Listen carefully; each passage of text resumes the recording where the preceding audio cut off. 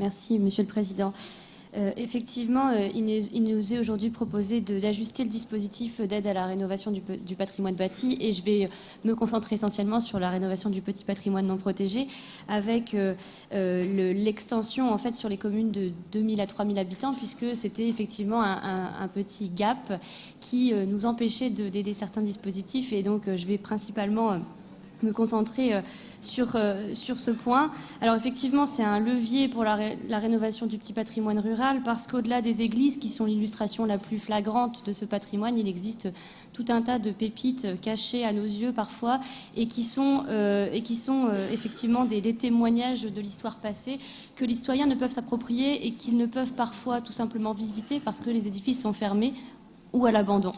Donc avec ces ajustements, la région entend permettre à encore plus de communes de bénéficier de ce soutien et de rénover ces bâtiments, ces monuments qui sont essentiels à la bonne connaissance de notre histoire. Alors effectivement, maintenant, les associations, les particuliers, les communes pourront bénéficier de ce dispositif et je m'en réjouis.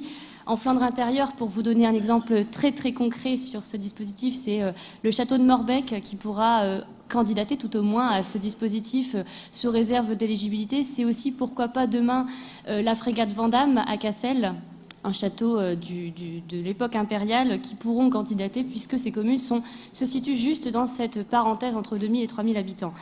Évidemment, c'est un outil au service de la ruralité, d'une certaine équité territoriale, et ça rend la région toujours plus proche de ses territoires et de ses citoyens, ce qu'on peut saluer. Et puis, c'est surtout un outil qui permet aux habitants de la région de redécouvrir une partie de leur patrimoine, de se le réapproprier, et c'est sans doute une part de l'histoire de leur commune, de leur région et de leur pays. Voilà, je n'en dirai pas plus. Et bien sûr, le groupe UDI-UC votera pour cette délibération.